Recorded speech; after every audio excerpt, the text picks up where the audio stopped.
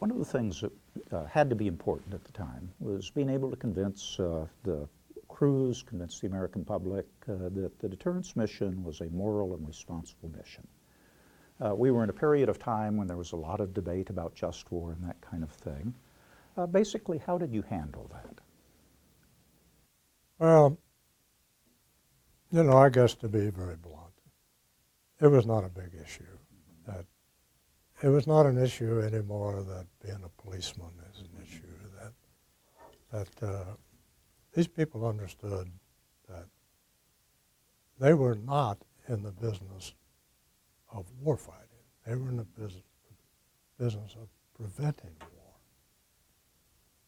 And they understood that if they ever had to turn those keys, then deterrence had failed. So the attitude was, each one of them was that I am essential to deterrence. My performance and my attitude is essential to deterrence. And the most certain way I can help ensure that I don't ever have to turn those keys is for me to be absolutely committed, to be willing to do that. You know, one of our policies, the national policy, the president, the SecDef, in deterrence is we never bluffed. That is, certainly we used uncertainty to add to the power of deterrence, but we never bluffed. What I mean by that is we had to believe that if the potential adversary knew everything that we know about our capability and our attitudes and our culture, that they would be deterred. And I think SAC people understood that. Maybe the missile crews more than anyone else, because they knew they were the first. They were the first to go. And they were the force that was 100% or 99%. They were 99% ready every day. Certainly the SLBMs and the bombers were terribly important, and a percentage of them were ready to go at that time every day. But the big stick every day, no matter what, was an ICBM force, and they knew it. I didn't have to tell them that. I listened to them tell me that. We'll come back and talk about SAC at other points in the discussion. Why don't we go on to arms control? The what? To arms control. Oh, sure. The United States, of course, was the first to develop nuclear weapons. We, the British and the Canadians in the Manhattan Project during World War II. We tested the first weapon in the desert at Trinity. We used it in Hiroshima and Nagasaki. The war ends. And now President Truman is faced with the issue of what to do. His advisors are telling him basically, look, it's not a secret. Others are going to get this eventually. And the United States is probably as vulnerable, if not more vulnerable, than many countries to the nuclear threat. So there's a lot of debate and discussion on it. Dean Acheson, David Lilienthal, they come up with a plan. Bernard Baruch presents this plan at the United Nations. The Soviets counter with the Gromyko plan, and it goes nowhere. So basically arms control is, for a while, it appears to be public relations as opposed to reality. In the 1950s, we do begin serious discussions on nuclear testing, and in the early 1960s, begin to get some nuclear testing agreements. Also in the 1960s, the United States is pursuing the Nuclear Nonproliferation Treaty. We're very insistent with the Soviets. The same day that the NPT is going to be open for signature, that we need to be able to announce that the United States and the Soviet Union are going to sit down to strategic arms talks. And the Soviets agree, so that announcement is made. And in 1969 to 1972, we have the first round of strategic arms talks. They result in an interim agreement on strategic arms in the ABM Treaty. You're not eliminating nuclear weapons with this agreement. You're basically setting ceilings on how far you can build. Extremely complicated formulas to try to get equity on both sides, since both sides had different kinds of strategic forces. There's a second round of strategic arms talks that results in the SALT II treaty. This is signed. It's pending ratification at the point that the Soviets invade the Soviet Union.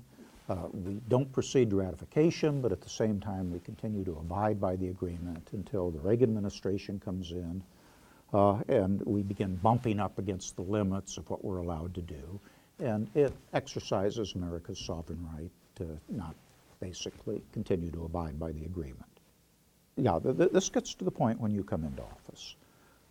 And Brezhnev had been the Soviet leader since 1964. He was ailing. Ronald Reagan becomes president. We go through a succession of Soviet leaders until we finally get to Gorbachev with Marshal Akrameyev as an advisor. So at this point, why don't we pick up with the major agreements that were signed at that time, were negotiated and signed, which are still kind of the foundation stones for what we're doing today. These start in the INF treaties, and why don't I just ask you to give your impressions of those? Yeah. Well, I'll do that, but there's a couple of historic things that precede that, you know, and I take you back to President Eisenhower's more bang for a buck. So we went through a period of time when we actually were planning on nuclear warfighting, truly nuclear warfighting. We had thousands of tactical nuclear munitions deployed for warfighting purposes. By the time we got to the period that you're talking about, we had pretty much departed from that concept. You know, we brought the ADMs home. We hope we brought them all home. We brought the ADMs home. We were taking nuclear cruise missiles off the submarines. We had already taken them off the ships, and so we had come from a nuclear warfighting to a true deterrence concept. True, you have to be ready to fight or you can't deter, but the purpose was deterrence. And so as I'd already mentioned, my experience in the JSTPS convinced me that there was a disconnect between what the National Command Authority intended and the consequences of it. I think what we got from the SALT experience and all of these years of working this issue is that we came to this period of time with suddenly three different things coming together in a way that made Start 1 possible. Start 1 was miraculous, considering the world we were in at the time. And those three things were, we had national leadership that was ready to change. They were ready to consider a different kind of relationship. That was President Reagan and Mr. Gorbachev. We had the military leadership on both sides. Say the military, I will say, led by Akrameyev on their side and led by Bill Crowell on our side. But in our case, the entire Joint Chiefs were ready for this. And I learned later that the senior commanders working for Akrameyev were ready for this. But also, we had this cadre of really experienced arms control negotiators who really understood arms control negotiations. They understood the pitfalls. They understood the unintended consequences of SALT, which actually led to an explosion of warheads because it.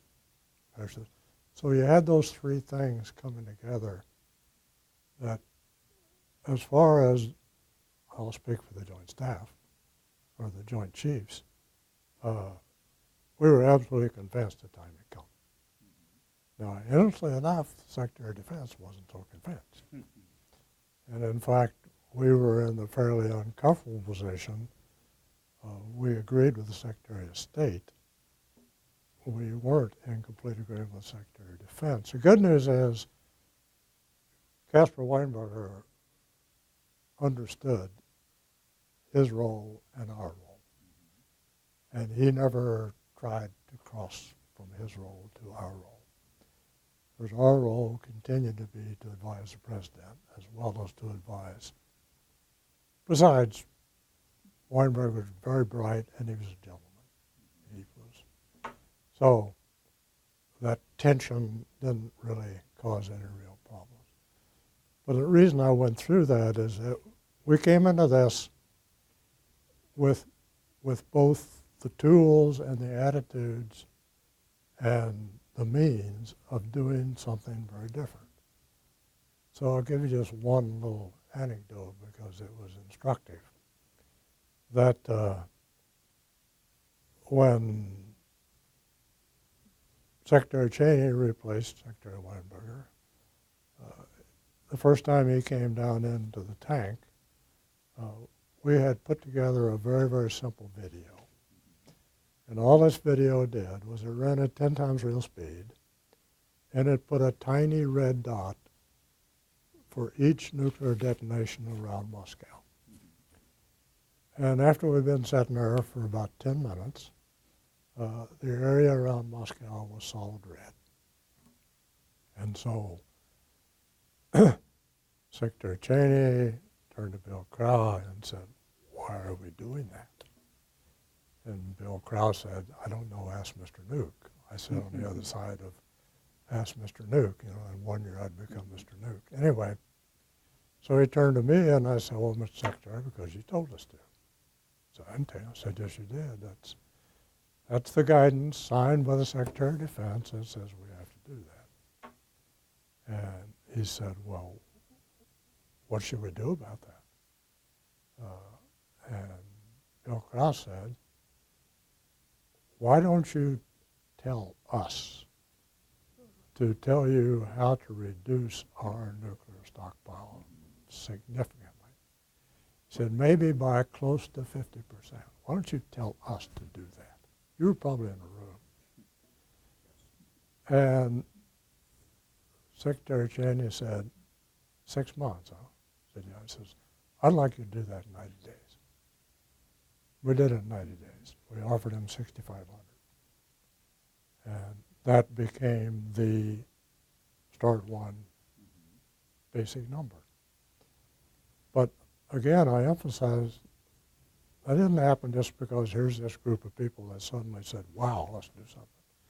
It was because all these things that you described came together. And they came together satisfying those needs to actually make progress. As you know, the Joint Chiefs were a bit frustrated in that we thought the arms control process moved way too slowly. And the reason that moved too slowly, in our view, is that we were insisting on things that we didn't really need. That we were a little bit too much in the win-lose mindset. That we weren't. We were in the win-win.